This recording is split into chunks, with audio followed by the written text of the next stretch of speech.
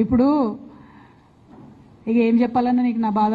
నేనేమంటున్నా అంటే అనుచితమైనటువంటి వ్యాఖ్యలు ఒక ఇంటి ఆడబిడ్డగా నా మీద చేస్తే యావత్ తెలంగాణ బాధపడి అనేక మంది ఎక్కడికక్కడ డైరెక్ట్గా రియాక్ట్ అయినారు.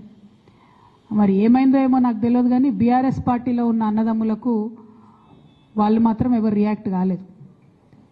ఎందుకు కాలేదు అన్నటువంటి విషయం ఒకటి ఆలోచించాలి. రెండు, మీ అందరికీ తెలుసు, నేను ఎప్పుడు కూడా నిర్దిష్టమైన సమాచారం లేకుండా మాట్లాడను. ఇవాళ నేను చాలా నిర్దిష్టమైన సమాచారంతో చెప్తున్నా. ఆ వ్యాఖ్యల వెనుక ఒక బీఆర్ఎస్ పెద్ద నాయకుడి హస్తం ఉన్నది. అందుకనే బీఆర్ఎస్ పార్టీ నాయకులు ఎవరు కూడా రియాక్ట్ కాలేదని చెప్పి నేను బలంగా నమ్ముతా ఉన్నాను. ఆ కుట్రలు చేసిన పెద్ద నాయకులు ఏమనుకుంటున్నారంటే నా దగ్గర ఎవరో 10 మందిని పెట్టి నా దగ్గర జరిగే అంశాల సమాచారం ఎప్పటికప్పుడు తీసుకుంటున్నామని చావు తెలివితేటలు ప్రదర్శిస్తున్నారు. కానీ ఆ బాగా పెద్దగా ఉన్న నాయకుడికి అర్థం కావాల్సింది ఏంటంటే అక్కడేం జరుగుతుందో కూడా నాకు సమాచారం వస్తూనే ఉంటుంది. సో మీరు ఏ టైంలో ఎవరిని కలిశారు, నా మీద వ్యాఖ్యలు చేయడానికి మీరు ఎవరిని ప్రోత్సహించారు, మీరు ఎంత కింద స్థాయికి దిగజారి ఒక ఆడబిడ్డ మీద అటువంటి వ్యాఖ్యలు చేయించారు, ఇవన్నీ కూడా నేను చూస్తున్నా, గమనిస్తున్నా. నేను బలంగా కర్మ సిద్ధాంతాన్ని నమ్ముతున్నా. నేను మళ్ళీ చెప్తున్నా, ఇవాళ మీరు నన్ను ఒంటరి చేసి ఏదో చేయాలని అనుకోవచ్చు, నా మీద ఇటువంటి వ్యాఖ్యలు చేపించి శునకానందం పొందొచ్చు టెంపరీగా, కానీ దేవుడు అనేవాడు ఉన్నాడు. ఖచ్చితంగా అది మీకు తిరిగి కొట్టే సమయం వస్తుంది. ఒకటి. రెండు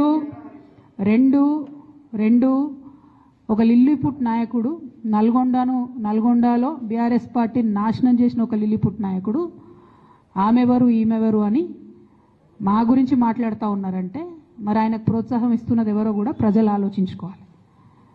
ఇవాళ నల్గొండ జిల్లాలో ఒక సీటు కూడా రాలే. ఆయన సీటు సావు తప్పి కన్నులొట్టవైన చందంగా చివరి నిమిషంలో అనుకోకుండా గెలిచినటువంటి సీటు. ఎన్నడూ ప్రజా ఉద్యమాలు చేయలే.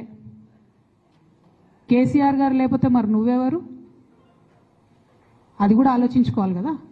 కేసీఆర్ గారు లేకపోతే బీఆర్ఎస్ పార్టీలో ఉన్న ఏ నాయకుడైనా ఎవరు? ప్రజలకు మనందరినీ పరిచయం చేసింది కేసీఆర్ గారే కదా. మనలో మనం కన్ఫ్యూజన్ ఉన్నప్పుడు ఇష్టం వచ్చినట్టు మాట్లాడుకోవచ్చా? ఈ లిల్లీపుట్ నాయకుడు మాట్లాడంగానే ఇంకో చిన్న పిల్లగాడు నిన్నగాక మొన్న మా పార్టీలోకి వచ్చిన వాళ్ళు కూడా ఎటుపడతట్టు మాట్లాడు. అసలు ఎవరు మీరు? మీకు తెలంగాణ ఉద్యమంతో సంబంధం ఏంది? బీఆర్ఎస్ అధికారంలోకి వచ్చినాక బీఆర్ఎస్లోకి వచ్చి పదవులు పొంది ఉల్టా నా మీదనే మాట్లాడతారా మీరు?